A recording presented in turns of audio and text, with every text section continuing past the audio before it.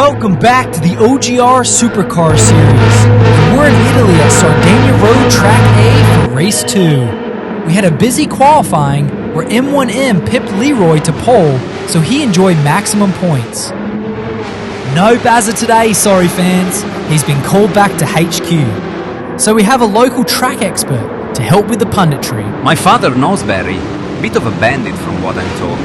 Anyway, good afternoon race fans. My name is Antonio and I'm pleased to pundit at one of your races.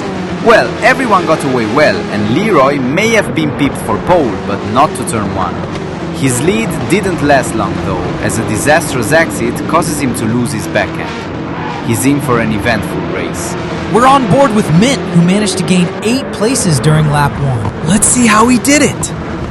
He maintains the outside line and the main field fight over the apex. Beautiful. Superb. Yeah, I really got him up the field and avoided some dangerous overtakes.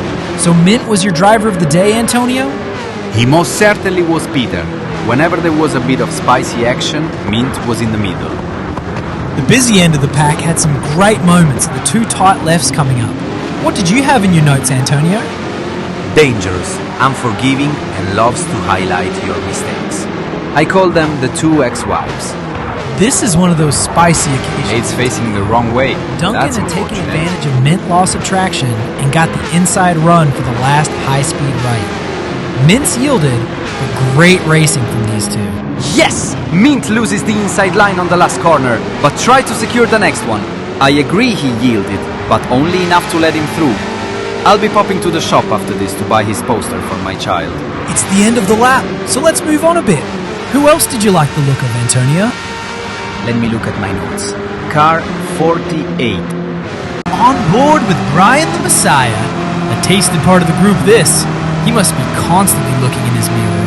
Duncan is hot on his tail, waiting for her opportunity. There are a few car lengths between each car now. I think the excitement has made some of the drivers forget about their fuel plan, so they're probably having to make adjustments and back off to make it to their first planned pit stop. So as the race unfolds, the confident drivers are really going for it. 1.38s are on the boards with at least 2 stops, and 1.41 to 1.42s with their fuel maps lowered for the 1 stop. They must find it really hard to not push these cars. Personally, I'd have to push. What about you, Peter? Yeah, if a race engineer told me to fuel save in a supercar, I think I'd have asked him to take the super stickers off.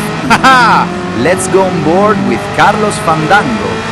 His chat with his race engineer tells you how he felt about his fuel saving. Jesus Christ! I'm running out of fuel, man! What a waste of bloody time, this, you bloody bastard! You bloody... The fuel should get you to your planned pit stop. Keep the channel clear, please. But I'm running out of fuel! Are you deaf?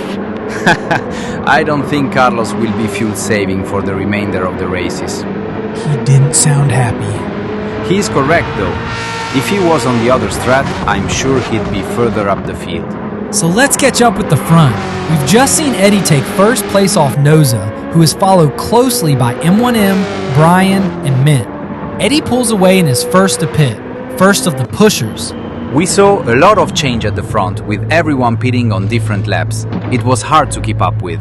Eddie will only be putting enough fuel in for his next stop, keeping his Camaro as light as possible, and he's out without a hitch. This was a nice little find. Carlos gets a friend in Malkovich, and they both look like they're on the same strat. Nice tight racing between these two. Nossa's in the pit. There are some cars closing up again, and this time we're with Red. Looks like he's about to have some fun with Mint. These two are like my mamma's arrabbiata. I'm excited for the occasion, but afraid of the aftermath.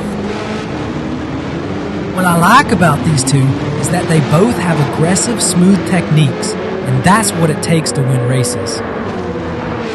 We're at the stage of the race where the 1 stops were coming in. The longer they stayed out on their first stint, the more they were able to push later. Ooh, Carlos tries the quick turn into pit, but it doesn't fool Malkovich. He follows him straight in. Carlos was in first, but it's all on the pit crew now and how much fuel they have to put in. There you go. Malkovich is out and Carlos is raging.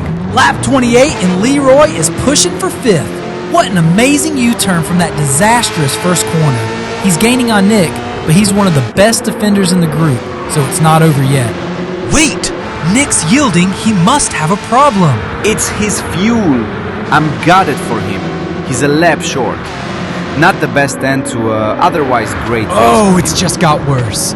Nick's come back onto the racing line, and he's not realized Red-Eye was already there. Red-Eye's off.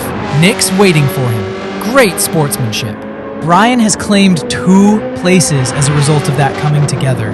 He can see Leroy now, so it's about who has what left. It's the final lap, and in first place is Jackie Daytona, followed by Eddie, M1M, Noza, and Leroy, completing the top 5 positions. This 5 have had a brilliant race.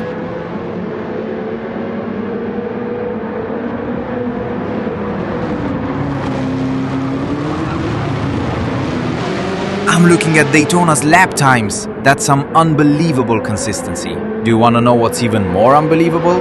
He was a one-stopper. Superb Jackie Daytona. He crosses the line with Eddie and M1M following shortly after.